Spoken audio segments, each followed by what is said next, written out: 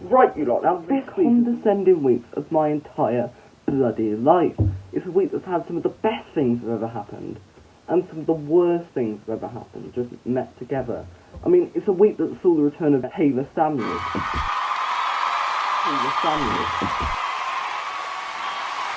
He was literally Venture Advance the Brokeback Mountain of the Shawshank Redemption. Bloody legend!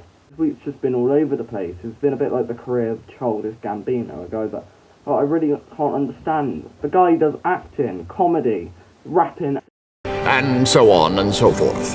How does he find time? And I don't get Childish Gambino, but I guess we should get on with the news because we tend to do that. Sound like you're going to be a barrel of laughs. Right, so Donald Trump made headlines again. Bloody hell, I've not heard that name in a while. Nowadays, Trump is about as relevant as the Ice Bucket Challenge. Remember that, when people used to throw ice on their head for, like,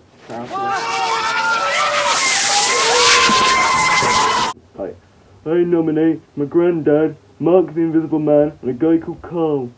That was a thing back when Ellie Goulding and Cher Lloyd were in the charts.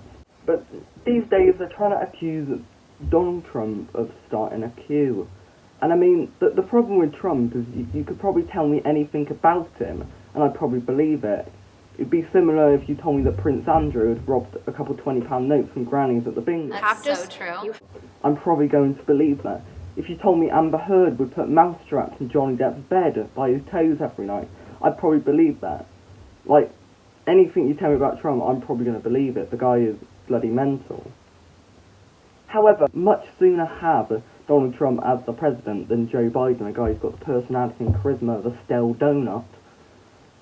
At least we could take the mick out of Trump when he was in power. Like, Joe's just bloody dumb. Football Twitter went absolutely mental this week. Some things never change. As a transfer rumour came out that really broke the internet, as Liverpool player Alex Oxlade-Chamberlain was linked with a move to Man United.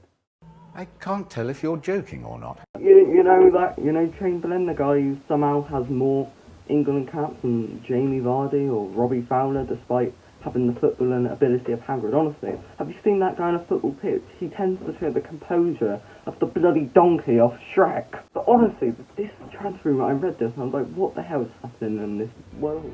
You were the chosen one! It was said that you were just scum. I mean, it'd be like Harry inviting Lord Voldemort for a game of tennis. It just doesn't make sense. Then again, we've got a higher chance of the Queen joining the bloody Backstreet Boys and this transfer room actually being true. But I mean, as a Liverpool fan, you can take Chamberlain. I mean, I'd sooner put Michael Gove in midfield than that guy any day. And finally, there's been a lot of rumours lately about our Queen and her health. When I hear these rumours, I always get sick in the mouth because I know we're edging ever closer to Queen Camilla. Oh, God! No! God, please, no! No! No! No! A woman about as fit to be queen as I am to be an electrician. I mean, I'm dead on day one, aren't I? One thing I just can't fathom is how Charles ever fell for a woman about as likeable as a bogey. There's a woman about as likeable as Gabby off Attack on Titans. That's a bit of a niche reference. I don't know how that one leaked into the script. That must have been Ruth's idea. Today I'll do a video on Camilla, maybe. I don't know. How Charles ever fell for Camilla is one of these things that I just can't fathom. You know those things that you just can't fathom, like how Paul McCartney outlived Kirsty MacColl, or how Wales got to the last four in Euro 2016. But one of the things that I can't fathom the most is how McDonald's is one of the most iconic restaurants in the world. How dare you! Despite it being about as tasty as my nan's omelettes. Nick, we're so proud of you and your 3.5 stone loft. I never believed you could actually do it. So what I thought I'd do as Keith, the local landlord, is give you a bit of a prize. We're going to go to a very nice restaurant. Oh, thanks. You don't have to do that where we're going. We're going to McDonald's. Are you joking? What kind of sick joke is this? I'd sooner play Scrabble with Susan Boyle. No way. That's not happening. Not happening. Grateful little turtle. Oh no, time to get cancelled again. Right, you lot, now this year I've definitely not been afraid to share some takes and opinions.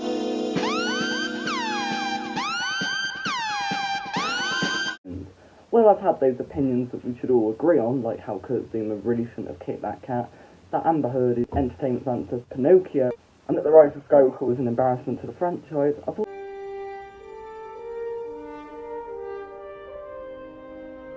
Ray Skywalker.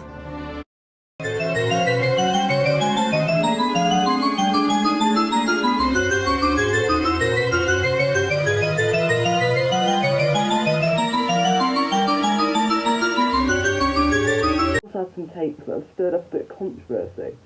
When I claim that Nando's was one of the most overrated restaurants, when I claim that Stonehenge, screw the historic meaning, it's just dull, isn't it? But today I'm going to be bringing you the most controversial take. I know what you'll be saying. Oh no, how could you make this outlandish take? McDonald's is the GOAT! McDonald's is literally restaurant's answer to Batman, the literal god, the top tier in people's eyes. I mean, when it shut down during lockdown, people acted like their mum had just died and were devastated. The very fact that McDonald's would close for a couple of weeks.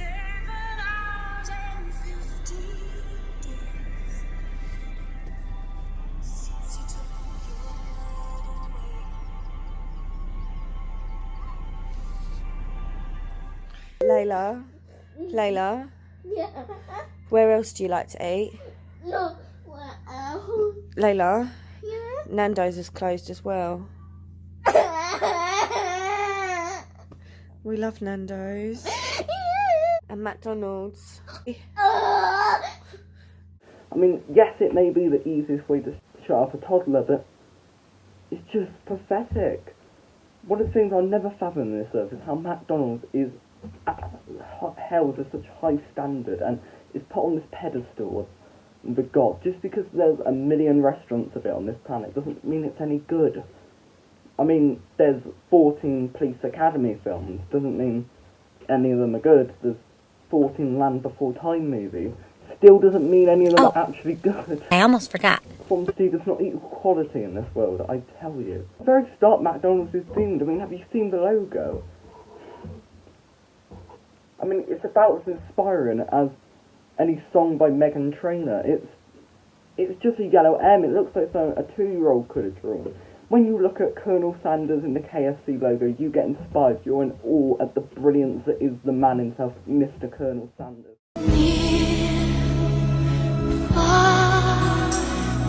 But when I see the McDonald's logo, it's just dull. Think about the restaurant, it's just pathetic.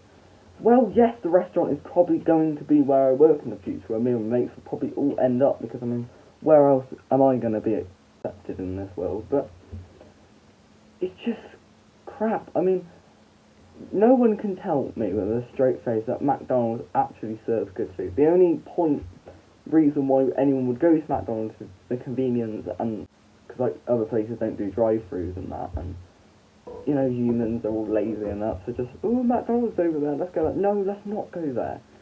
I mean, our family are doing SimWorld, or attempting to do SimWorld every other week. My dad cooks the cake. You're gonna be busted. So, a takeaway and a restaurant are supposed to be a treat, something to look forward to. If it's McDonald's, I'm just left disappointed. I'd sooner eat my nan's fish fingers, and my nan had a policy of you either eat what I cook or you don't eat at all, and although her fish fingers would be burnt, and she would flip them over and try and present it as presentable. Gordon Ramsay, what would he say to that? But McDonald's food is pathetic in every level. I mean, the McDonald's chips, you may say, oh, they're very nicely seasoned. They're more salty than Amber Heard. Like, honestly, they're overloaded and they're not very good. They don't even count as chips, do they really? The burgers are more dry than Ricky Gervais's humour. The thing that you can actually get in McDonald's is a wrap. I mean, I can make it at home. My mum's made better wraps than what McDonald's does, and that's the best thing on the menu. I mean, the ice cream machine breaks more times than Prince Andrew has to deny claims in a year, and it's just one hellhole. I mean, you've got KFC, which well, it can be an inconsistent restaurant. Sometimes you get a great KFC, other times you're left unsatisfied. But at least you sometimes get something good. McDonald's is just consistent restaurants, I know. Consistently bloody dreadful. I mean, McDonald's only really has one major selling point, and that's the fact that if you drive in a 5-mile radius, you're probably going to stumble across one. And I mean, it doesn't help that the competitors McDonald's has in Burger King and Five Guys are just as bad as them, if not. So yeah, that was my very controversial take on McDonald's. I'm sorry, McDonald's fans, but it was dreadful. It's just not very good, is it? Like, I just expect more from the biggest, like, fast food restaurant in the world. Like, it doesn't even hold a candle to the likes of KFC. Bloody Subway is better than that. Subway's literally a sandwich place. How do you lose to a sandwich place? That'd be like losing to a disabled man in a running race. It's just, how would you manage that? But this week I was supposed to do the EP announcement, but my kind of music producer guy's not been in for 3 weeks. I've not been able to record anything, so I can't do what I want to do with that. So hopefully next week you're going to see the EP announcement or a video on Rory McSorley. Good luck.